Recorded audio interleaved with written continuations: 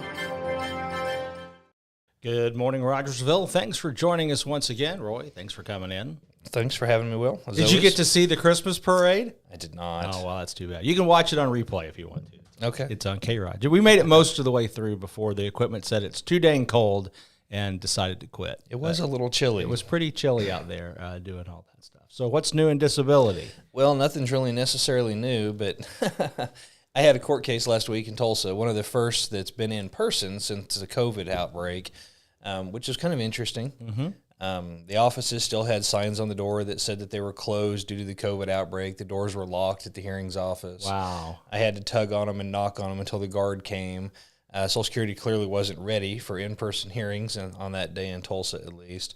But that experience with that hearing brought us to our topic today. Okay. Had a client, had kind of lost contact with her, so it's always very important you stay in contact with your representative. That's hugely important. Mm-hmm. But she came into the hearing and she started talking about a lot of allegations about symptoms and conditions that had not made an appearance in the medical records to that point. And we've talked about that before. Yeah, we have talked about that some. And she complained of her hands. It became the focal point of the hearing. There was nothing in the record about her hands at all being an issue. It was primarily a back issue. And, it hurts folks in that they don't look credible. Right. When you come in and your testimony doesn't agree with the symptoms as the judge understands it from the medical records, there's a disconnect. Sure. And it ultimately eats at your credibility. Yeah, absolutely. So did that go – you have an answer to that one yet? Did you have No. I think we got a pretty good shot at it still because her back conditions were quite compelling. But it just kind of brings us to this point, that it's real important that the things that keep you from working all make an appearance in the records.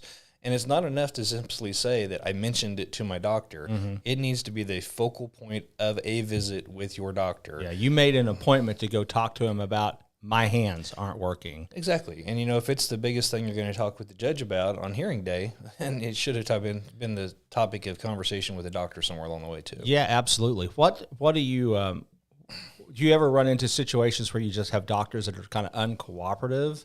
Oh, yeah. Yeah, quite frequently. And doctors' recordings is a whole nother subject of tremendous frustration for those of us that do this work because it's commonplace that doctors will record just very basic, very simple. A review of symptoms are all marked as negative, normal. Uh-huh. And then you'll read later the client was in for the back pain that up here in the record it said they denied. Yeah. So there's a disconnect.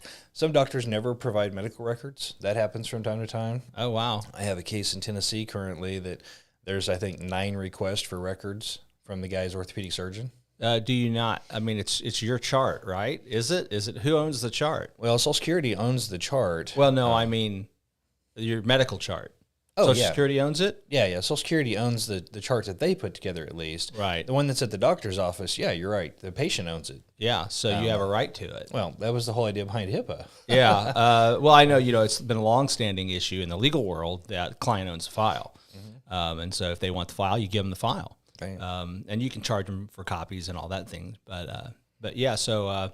Yeah, I'm wondering what the recourse is when a doctor's they've basically stolen your property. It's a criminal offense, isn't it? Yeah, you can ask the judge to subpoena the record or subpoena the doctor. Yeah, and usually you'll get response. Yeah, I would think if you subpoena the doctor to come to an in-person hearing, that usually gets people's attention. It does. It does indeed. So if people do have an uncooperative doctor, is it a good idea or a bad idea to change doctors at that point? Well, continuity care. Yeah. when a doctor, especially a doctor that gives an opinion about your condition or your disability, that opinion has to be based on sound fact. Sure. And if you change doctors willy-nilly and there's not a lot of experience with the new doctor, the opinion isn't worth nearly as much. Sure. And that continuity of care becomes a big deal. So it puts people in a real pinch, obviously, when that occurs.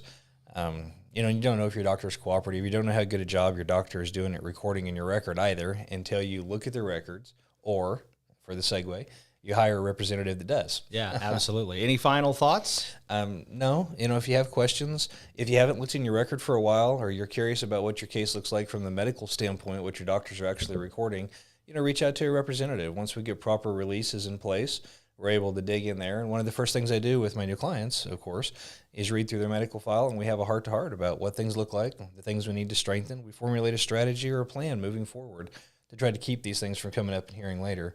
Of course, communication with your representative is key. That's where things broke down before. And if you want to communicate with Roy, you can go to yourdisabilityrep.com, see a collection of information he's got up there, might answer some questions for you, or give him a call at 882-1800, 417-882-1800, and you can see him today.